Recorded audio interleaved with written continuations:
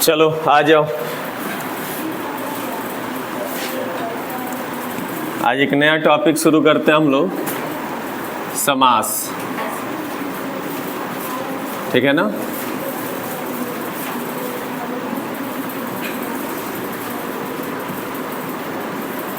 Compound बोलते हैं इसको, ठीक है। और यहाँ से भी आपके प्रश्न आते हैं, है ना, तो ध्यान से इसको पढ़िएगा। बहुत सारे लोगों को ये टॉपिक समझ में ही नहीं आता है, ठीक है।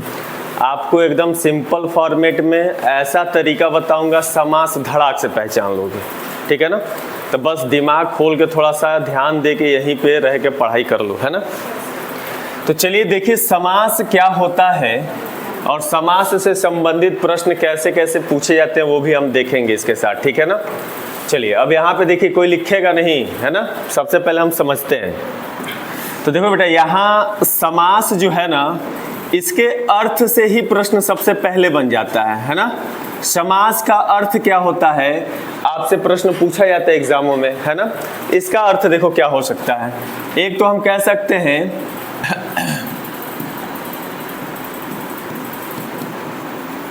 इसका अर्थ क्या होता है, संक्षेपीकरण या संक्षिप्तीकरण। नहीं, इसमें ये वाला छ रहेगा, संक्षिप्तीकरण, है ना। या फिर इसका अर्थ क्या निकल के आता है, संक्षेप। क्या आता है बेटा, संक्षेप। और ये जो शब्द है संक्षेप, ये आपके उत्तर प्रदेश पीसीएस के एग्जाम में 2010 में पूछा गया था। जो यूपी टेट का एग्जाम होता है उसमें 2014 में पूछा गया था, है ना। तो बहुत ज़्यादा इंपॉर्टेंट है, ध्यान दीजिएगा। कहता है अगर पूछेगा आपसे समास का क्या अर्थ होता है तो आप तीनों अर्थ जानते रहो। इसका अर्थ होता है संक्षेपीकरण या संक्षिप्तीकरण या फिर संक्षेप। ये क्या करता है, वाक्यों को संक्षेप करने का काम करता है, छोटा करने का काम करता है। क्या करने का काम करता है, छोटा। मतलब एक ऐसा शब्द लिखेंगे छोटा सा और उस शब्द का जब अर्थ निकालेंगे तो बहुत बड़ा निकलेगा।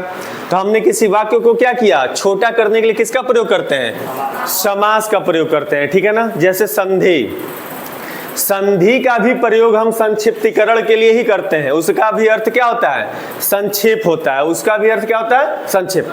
अगर आपसे कोई पूछे समास का अर्थ क्या होता है तो बोलना संक्षेप होता है। संधि का अर्थ क्या होता है तो उसका भी अर्थ क्या होता है, संक्षेप। क्योंकि दोनों का काम होता है संक्षेप करना, क्लियर है, छोटा करना। अब आइए, कहता है बच्चा कि समास तो हम समझ गए संक्षेप होता है, और ये संक्षेप कई बार पूछा भी जाता है एग्जामों में। अब कहता है समास किसे कहते हैं, तो दो या दो से अधिक शब्दों को मिलाने से समास बनता है। बहुत सिंपल सा है। दो या दो से अधिक शब्दों को जब हम आपस में मिलाते हैं तो किसका निर्माण होता है, समास बनता है, ठीक है ना। अब ध्यान से सुनो, यहाँ पे बहुत ज्यादा कंफ्यूजन होता है। संधि और समास में बच्चे बहुत ज्यादा कंफ्यूज हो जाते हैं। कैसे, तो ध्यान दीजिए। कहता है कि जब दो या दो से अधिक शब्द मिलाएंगे तो समास बनेगा, लेकिन जब दो या दो से अधिक वर्ड मिलाएंगे तब वहां पे क्या बनेगा, संधि बनेगा। जब वर्णों का मेल होगा तो संधि का निर्माण होगा, और जब शब्दों का मेल होगा तो समास बनेगा। तो दोनों एक साथ बता रहा हूं, ध्यान से समझ लीजिए। कहता है समास किसे कहते हैं बेटा, तो ध्यान से आप बोलना कि दो या दो से अधिक, दो से अधिक शब्दों के मिलने से, शब्दों के मिलने से क्या बनता है, समास बनता है। क्लियर है। जब दो या दो से अधिक शब्द मिलेंगे तो क्या बन जाएगा, समास बन जाएगा। अब कहता है बेटा कि जो समास होता है ना, उसके दो पद होते हैं। समास के कितने पद होते हैं, तो याद रखिएगा, समास के बच्चा दो पद होते हैं। कितने पद होते हैं, दो पद होते हैं। एक होता है पूर्व पद, एक होता है पूर्व पद, और एक होता है उत्तर पद। क्या होता है, उत्तर पद। क्लियर हो रही बात। समास के कितने पद होते हैं, दो पद होते हैं। एक होता है पूर्व पद, एक होता है उत्तर पद। पूर्व पद को ही हम पहला पद बोलते हैं या प्रथम पद बोलते हैं, है ना। पहला पद या फिर प्रथम पद, और उत्तर पद को क्या बोलते हैं, अंतिम पद। क्या बोलते हैं बच्चा, अंतिम पद। क्या बोलते हैं, अंतिम पद। क्लियर हो रही है बात।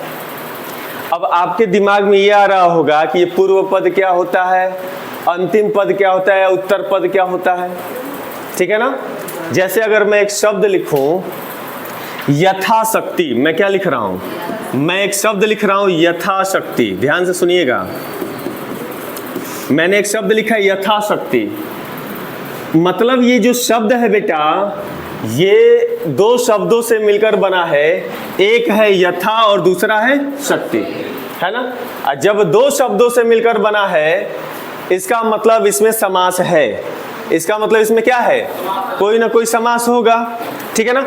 मैं बस इतना समझाना चाह रहा हूं यहाँ पे कि पूर्व पद किसे कहेंगे और उत्तर पद किसे कहेंगे, क्लियर है। तो सुनिए, तो यथाशक्ति में जो यथा शब्द है ना बेटा ये प्रथम पद है, इसी को हम पूर्व पद कहेंगे, क्या कहेंगे, पूर्व पद, बात समझ में आ रहा है।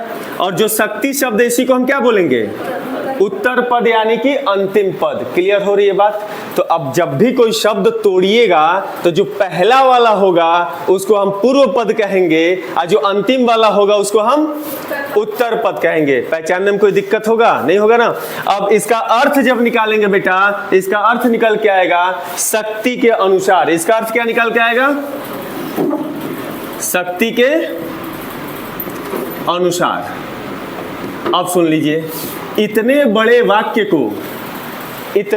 वाक्य को हमने एक शब्द में लिख दिया, इसी लिखावट को हम कहते हैं संक्षिप्तीकरण या संक्षेप करना, मतलब बहुत बड़े वाक्य को छोटे में लिखना ही समास का गुण है। बात समझ में आ गई। इसीलिए समास का अर्थ क्या होता है, संक्षेप होता है, मतलब बहुत बड़ी चीज को संक्षेप में लिखना ही क्या कहलाता है, समास कहलाता है। बात समझ में आ रही है। तो इस तरह से बहुत सारे उदाहरण होंगे, अभी हम धीरे धीरे पढ़ेंगे। अब ध्यान से सुनिए, अब कहता है बच्चा समास तो हम समझ गए, अब कहता है कि समास के कितने भेद होते हैं। यहां से प्रश्न भर भर के आता है आपके एग्जामों में, तो ध्यान से देखिए। कहता है बेटा समास के अगर हम देखें प्रधानता के आधार पे, किस आधार पे, प्रधानता के आधार पर, प्रधानता के आधार पर। तो प्रधानता के आधार पे बेटा समास के प्रधानता के आधार पे समास के 4 भेद होते हैं। कितने भेद होते हैं, 4 भेद होते हैं, क्लियर है।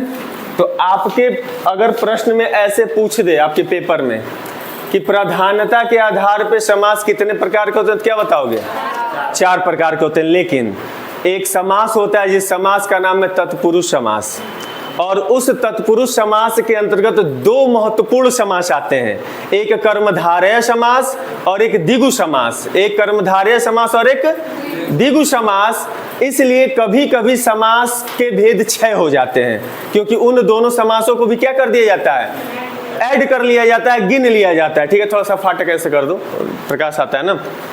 तो अगर आपसे पूछे प्रधानता के आधार पर समास तो 4 होते हैं, लेकिन यहां पे आपको याद रखना पड़ेगा कि जो तत्पुरुष समास होता है,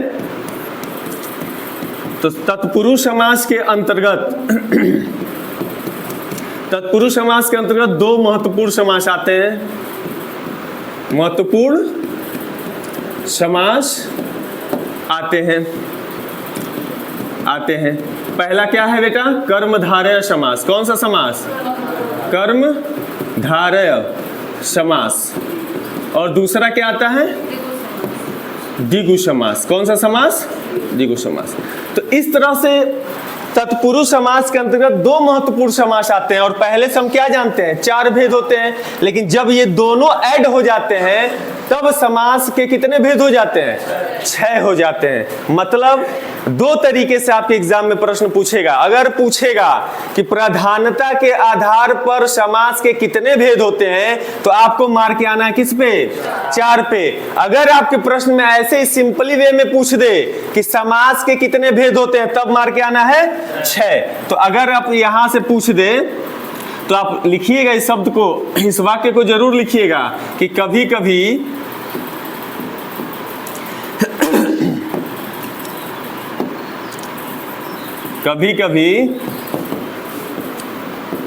समास के कितने भेद, 6 भेद मान लिए जाते हैं, तो जब कंडीशन बना के पूछेगा, प्रधानता शब्द दे देगा तब 4, कंडीशन नहीं देगा तो 6। ऐसे ही कंफ्यूजन में डालने के लिए प्रश्न बनाता है एग्जामिनर। तो आप समझते रहिए दोनों कंडीशन है ना। अब देखो बेटा, एक प्रश्न यहां से ये भी बना था, हमेशा हम पढ़ते हैं कि समास 4 प्रकार का होता है, प्रधानता के आधार पर उस तरीके से 6 प्रकार का होता है, लेकिन बिहार पीसीएस बीपीएससी में 5 बार पूछा गया प्रश्न है, 5 बार पूछा है कि समास के कितने उपभेद होते हैं।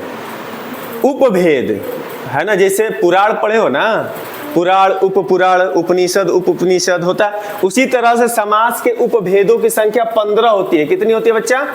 15 होती है, और बीपीएससी में 5 बार पूछा है लगातार, है ना। तो ध्यान से सुनिएगा, ये मैं नोट करके लिख दे रहा हूं, बहुत ज्यादा इंपॉर्टेंट पॉइंट है। कहता है समास के उपभेद, समास के उपभेद कितने होते हैं बच्चा? तो याद रखिएगा 15। ये बीपीएससी में पूछा गया 5 बार, बिहार पीसीएस में। हो सकता है उठा के आपके वनडे एग्जाम में भी पूछ दे। अभी बीपीएससी टीचर का पेपर होने वाला है, वहां पे भी ये सारे प्रश्न आ सकते हैं, ठीक है ना। तो इस तरीके से पढ़ो कि आप भी अगर बड़े एग्जामों में बैठे तो उसको सॉल्व कर सको, है ना। हाँ, क्या नहीं होगा? उड़ता है ना। चलो अब आ जाओ, अब ध्यान से देखिए बच्चा, यहाँ पे देखो ध्यान से। कहता है कि समास के उपभेद 15 हैं, हमें टोटल 6 समासों को पढ़ना है। कितने समासों को पढ़ना है? 6। पहले तो आप 6 का नाम पता कर लो कि कौन कौन से समास हमें पढ़ने हैं, फिर एक एक हेडिंग को उठाएंगे, उसको पूरा डिटेल पढ़ाएंगे। क्लियर है? तो चलिए 6 नाम आपको कम से कम याद होना चाहिए कि वो 6 समास कौन कौन होते हैं, ठीक है ना। तो लिखो 6 का नाम। चलिए देखिए, जो 6 समास हमें पढ़ना है बच्चा, पहला जो समास है वो है अव्ययी भाव समास। कौन सा समास? अव्ययी भाव समास। जो दूसरा हमें पढ़ना है बच्चा, उसका नाम है द्वंद्व समास। साथ में बोलते रहो, दूसरे का क्या नाम है? द्वंद्व समास। दूसरे का नाम क्या है? द्वंद्व समास। द्वंद्व समास। और तीसरे का नाम है बेटा बहुब्रीहि समास। बोलो क्या? बहुब्रीहि समास। और जो तीसरा समास हमें, चौथा समास पढ़ना है बेटा, उसका नाम है तत्पुरुष समास। कौन सा समास? बोलते रहो, कौन सा? तत्पुरुष समास। और जो 5वां समास पढ़ना है बेटा, उसका नाम है कर्मधारय समास। बोलिए, कौन सा समास? कर्मधारय समास। और जो 6ठा समास है बेटा, उसका नाम है द्विगु समास। कौन सा समास? द्विगु समास। तो इस तरह से हमें कितने समासों को पढ़ना है? 6 समासों को पढ़ना है। कौन कौन पढ़ना है? जल्दी बोलो।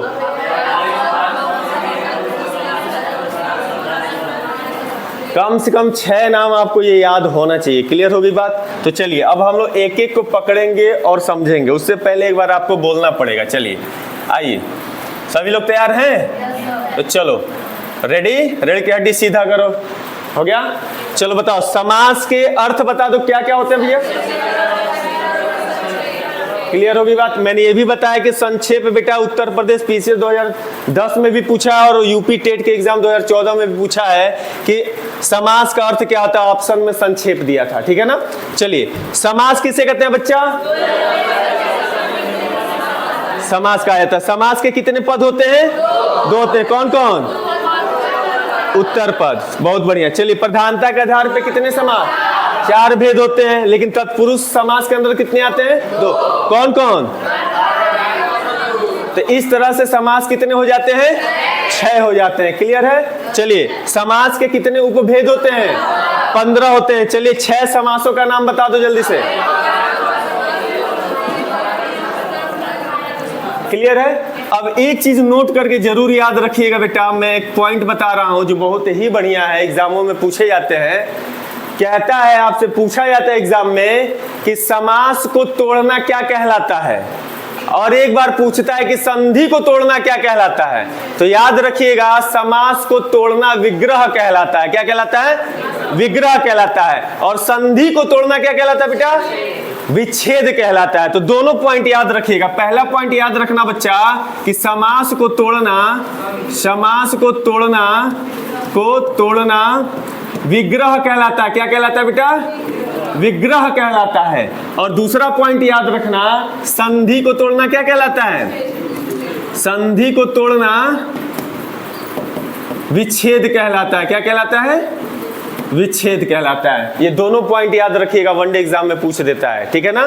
तो कम से कम इतने पॉइंटों को आप लिख लो, फिर हम एक एक समास को पकड़ते हैं और इसको डिटेल में पढ़ते हैं, ठीक है ना। चलिए लिखिए।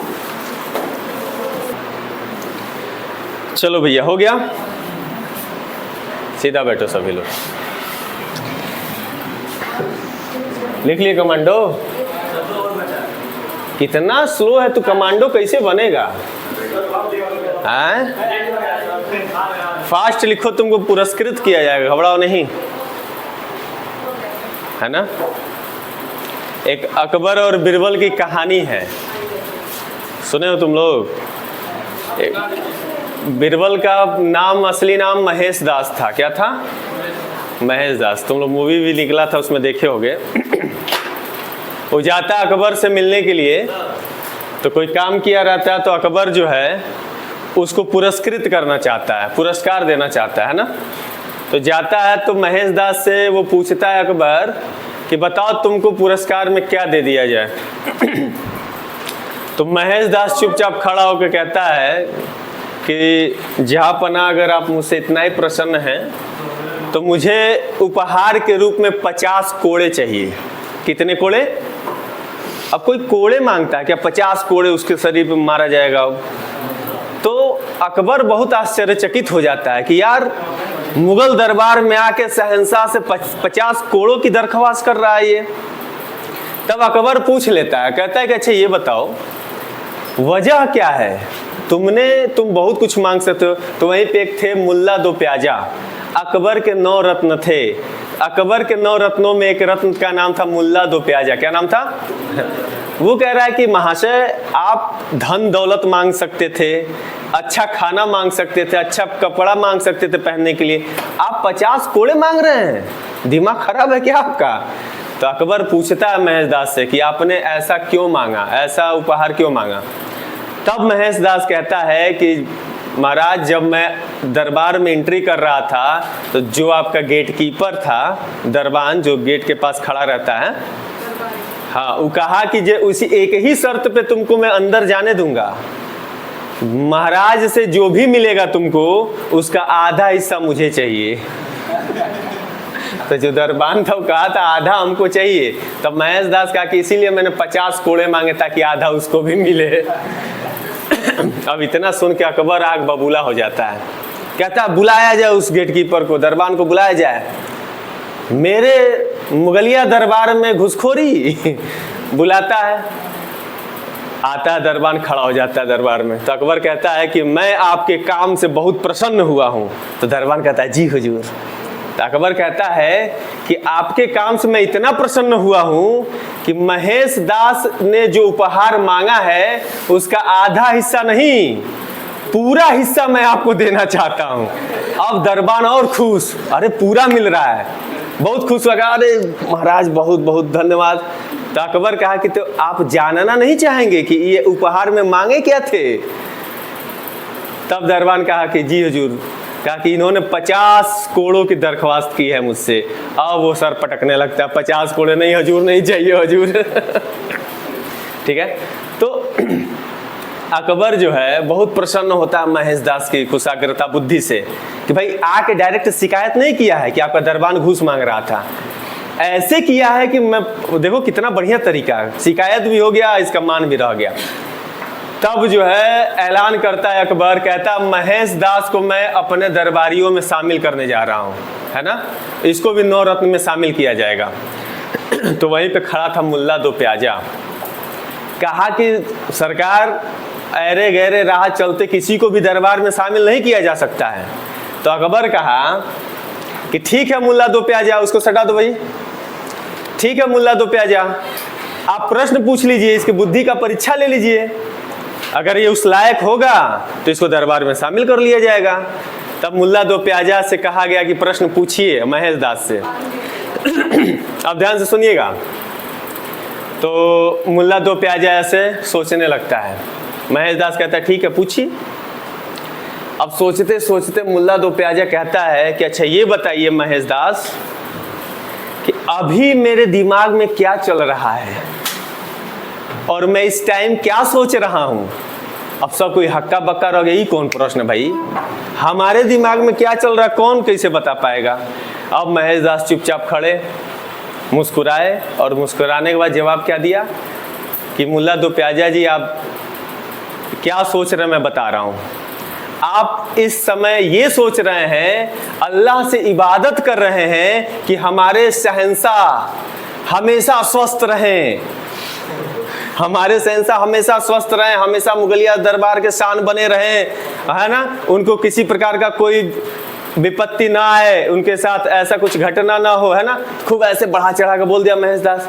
अब उसके बाद पूछ रहा है, तब अकबर कह रहा है बताइए मुल्ला दो प्याजा क्या आप यही सोच रहे थे। अब मुल्ला दो प्याजा फंस गया, ना बोलेगा, कैसे ना बोले, शहंशाह के बारे में था ना, शहंशाह स्वस्थ रहें, अच्छे रहें, हमेशा हमारे शासक रहें। तब कह रहा मुल्ला दो प्याजा जी हुजूर मैं यही सोच रहा था। अब तब अकबर बहुत खुश हुआ, कहा कि वाह उसके दिमाग की बात पढ़ लिया, अब इसको जो है मैं अपने 9 रत्नों में शामिल करूंगा। और वहीं पे अकबर ने महेश दास को बीरबल की उपाधि दिया था। किसकी उपाधि? तो वही महेश दास अब बीरबल के नाम से जाने जाएंगे। इसीलिए अकबर और बीरबल की कहानियां आती हैं, सुनते हो? हाँ, महेश दास ही बीरबल थे, ठीक है ना, बात समझिएगा। ये कई बार पूछता है कि बीरबल का वास्तविक नाम क्या था, महेश दास था, वो एक हिंदू थे, ठीक है ना। कौन कौन थे? बहुत सारे लोग थे, ठीक है ना। चलिए अब आइए, अब आइए 9 रत्न नहीं, हम 6 रत्न पढ़ने जा रहे हैं, है ना। अव्ययी भाव समास, द्वंद्व समास, बहुब्रीहि समास, तत्पुरुष समास, कर्मधारय और द्विगु। तो सबसे पहले हम कौन सा समास पढ़ने जा रहे हैं बच्चा? अव्ययी भाव समास। तो चलिए यहाँ पे अपने दिमाग को खोल लीजिए। अब कहता है बेटा अव्ययी भाव समास, अव्ययी भाव समास, ठीक है ना। तो अव्ययी भाव समास में कुछ पॉइंट आप याद रखना बेटा, बहुत ही ज्यादा इंपॉर्टेंट है, और उसी के आधार पे आप पता कर लोगे कि कैसे हम पहचानेंगे कि कोई शब्द अव्ययी भाव समास है कि नहीं है। तो सबसे पहला पॉइंट याद रखिएगा कि अव्ययी भाव समास का प्रथम पद प्रधान होता है ना। मतलब प्रथम पद का मतलब पूर्व पद, है ना, प्रधान होता है। तो ये कई बार आपके एग्जामों में स्टेटमेंट ही बना के पूछता है कि निम्नलिखित में से किस समास का प्रथम पद प्रधान होता है। तो आपको बताना पड़ेगा कौन सा, अव्ययी भाव समास पे टिक मार के आना पड़ेगा। आपसे पूछ देता है कि निम्नलिखित समासों में से किस समास के दोनों पद प्रधान होते हैं या दोनों पद अप्रधान होते हैं। तो हम लाइन से पढ़ते जाएंगे, आपको पता चलेगा किसमें एक पद प्रधान होगा, किसमें दोनों पद प्रधान होते हैं, किसमें दोनों पद अप्रधान होते हैं, सब पढ़ेंगे हम लोग। तो ये परिभाषा आपको याद रखना पड़ेगा। तो आप याद रखिएगा बेटा, अव्ययी भाव समास में क्या होता है, प्रथम पद, इसमें प्रथम पद, इसी प्रथम पद को क्या बोलते हैं बेटा, पूर्व पद। क्या बोलते हैं, पूर्व पद। तो आपकी परीक्षा में ये वाला शब्द भी दे सकता है और ये वाला शब्द भी दे के पूछ सकता है, तो दोनों जानते रहो। तो इसमें प्रथम पद क्या होता है बेटा, प्रधान होता है, प्रधान होता है। ये प्रधान होते का क्या मतलब है भाई, कह रहा पहला पद प्रधान होता है, इसका मतलब पहला पद महत्वपूर्ण होता है। पहला पद प्रधान होने का मतलब क्या होता है बच्चा, पहला पद महत्वपूर्ण होता है। क्लियर होगी बात? अभी हम बता रहे हैं उदाहरण।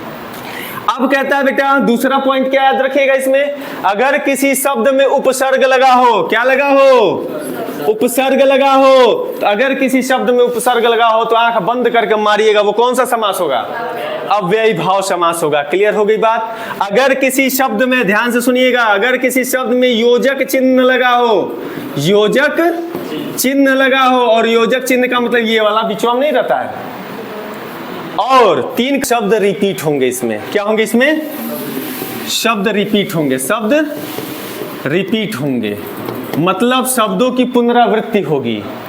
योजक चिन्ह होंगे लेकिन वही शब्द फिर से लिखा जाएगा, तो वहां पे हमारा कौन सा अव्ययी भाव समास होगा। ठीक है ना। जैसे देख लीजिए ध्यान से, अगर हम एक उदाहरण लिखें, बच्चा ध्यान से देखिएगा, इसमें का उसमें हो जाता है कभी कभी पढ़ाते पढ़ाते, है ना जी। चलिए मैं अगर लिखूं, एक उदाहरण लिखूं मैं, यथा विधि, क्या लिखूं, यथा विधि। अब बताओ यथा विधि का अर्थ क्या निकल के आता है, विधि के अनुसार। यथा विधि का मतलब क्या हुआ, विधि के अनुसार, है ना। विधि के अनुसार का मतलब कानून के अनुसार। तो यहां पे बेटा यथा शब्द प्रथम पद है और विधि शब्द उत्तर पद है।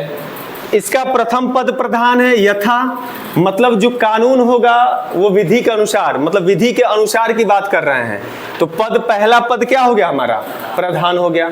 लेकिन अगर हम लिखें, प्रत्येक लिखें या प्रतिदिन, एक शब्द ले लें, क्या ले लें बेटा, प्रतिदिन। तो जो प्रतिदिन शब्द है बेटा, प्रतिदिन में प्रति जो शब्द है ये उपसर्ग है। प्रति क्या है, प्रति जो है बेटा वो हमारा उपसर्ग है। क्या है, उपसर्ग है। तो प्रतिदिन उपसर्ग है, और जहां पे भी आपको उपसर्ग दिखेगा उसमें कौन सा समास हो जाएगा, अव्ययी भाव समास हो जाएगा। जैसे एक शब्द आता है आमरण, क्या आता है बेटा, आमरण। गांधी जी का नाम सुने हो, वो क्या करते थे, आमरण अनशन करते थे, आमरण। तो आमरण में आ शब्द क्या है, जो आ शब्द है वो क्या है बेटा, उपसर्ग है। तो जब हम लोग उपसर्ग और प्रत्यय वाला चैप्टर पढ़ेंगे तो आपको समझ में आएगा कितने प्रकार के उपसर्ग होते हैं और कितने प्रकार के प्रत्यय होते हैं। तो फिलहाल में आप ये जानिए कि आमरण में आ क्या है बेटा, उपसर्ग है। कोई दिक्कत, जब उपसर्ग है तो आमरण अगर पूछे कि कौन सा समास है आमरण में, तो आप बताएंगे अव्ययी भाव समास है। अब देखो ये वाला कहता है कि यदि योजक चिन्ह हो और उसके साथ साथ शब्द क्या हो रहे हो, रिपीट हो रहे हो, तो वहां पे कैसे पहचानेंगे। तो मान लीजिए आपको शब्द दे दिया दिनों दिन, क्या दे दिया, दिनों दिन, है ना। रातों रात, क्या दे दिया, रातों रात। या दे दिया दिन दिन, दो बार दे दिया दिन दिन, दो बार दे दिया रात रात, है ना। भागम भाग, भागम भागम भागम भाग। तो देखो भागम भाग, तो ऐसे जब शब्द आएंगे मतलब वही शब्द रिपीट हो रहा है, दिन और फिर दिन, अब बिचवा में क्या है, योजक चिन्ह। तो जब योजक चिन्ह आए और शब्द रिपीट हो, शब्द की पुनरावृत्ति हो, तो वहां पे कौन सा समास, अव्ययी भाव समास। तो ऐसे भी हम पहचान लेंगे कि नहीं पहचान लेंगे। क्लियर है। तो बहुत सारा उदाहरण है, मैं आपको ग्रुप में भेजूंगा, उसको अव्ययी भाव समास में लिख लीजिएगा। अच्छा ये बताओ, यथा विधि में से यथा हटा दोगे तो इसका क्या मतलब है, केवल विधि, और विधि केवल कानून, है ना। लेकिन जैसे यथा लिखा रहा है तो विधि के अनुसार आ जा रहा है। ये अनुसार बहुत इंपॉर्टेंट शब्द है, और अनुसार किसके लिए आ रहा है, यथा के लिए, इसलिए प्रथम पद प्रधान इसका माना गया है। ठीक है ना, क्योंकि यह कानून के अनुसार कोई भी काम करने की बात कर रहा है ना, कानून के विरुद्ध नहीं, कानून के अनुसार, इसलिए उसका इंपॉर्टेंस बन गया है, इसलिए उसकी प्रधानता हम मान लेते हैं। ठीक है ना। तो चलिए इतना लिख लीजिए, फिर हम आगे बढ़ते हैं। तुरंत तुरंत देख लेते हैं हम लोग। दूसरा कौन सा समास था भाई, द्वंद्व समास में देख लो, बड़ा आसान है, ज्यादा कठिन नहीं है। तो देखो इसके एग्जाम्पल्स में भेजूंगा आपको ग्रुप में, ठीक है ना। बहुत सारे एग्जाम्पल्स हैं जो एग्जाम में पूछे गए हैं, उसको एकदम पढ़ के जाइएगा एग्जाम देने के लिए। अब हम पढ़ेंगे कौन सा, द्वंद्व समास। तो द्वंद्व समास में पहला पॉइंट याद रखना बेटा, इसके दोनों पद क्या होते हैं, दोनों पद प्रधान होते हैं। दोनों पद क्या होते हैं, प्रधान होते हैं। ये प्रधान का मतलब गांव का मुखिया नहीं, ये प्रधान का मतलब उसकी विशेषता होती है, महत्वपूर्ण होता है दोनों का दोनों पद, पूर्व पद और उत्तर पद। इसमें कितने पद, एक पूर्व पद और एक उत्तर पद। ये दोनों क्या होते हैं, आप सुनिए, वनडे एग्जामिनेशन में पूछा जा चुका है ये प्रश्न, सुन लीजिए। वनडे एग्जामिनेशन में क्या पूछा है, पूछा है निम्नलिखित में से किस समास का पूर्व पद एवं उत्तर पद दोनों प्रधान होता है, तो किस पे टिक मार के आओगे? मार के आ सकते हो ना। मैं टेस्ट लूंगा इस चैप्टर का, देखना सारे के सारे क्वेश्चन पूछे गए हैं जो मैं बता रहा हूं, है ना। तो ध्यान से देखिए, पढ़ते रहिए। फिर कहता है बेटा कि द्वंद्व समास का जब विग्रह करते हैं ना, विग्रह का मतलब होता है तोड़ना, विग्रह माने तोड़ना, है ना। तो जब द्वंद्व समास का विग्रह करते हैं तो विग्रह करने पर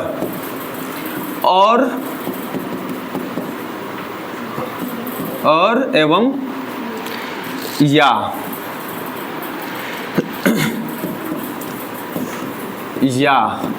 शब्द आते हैं,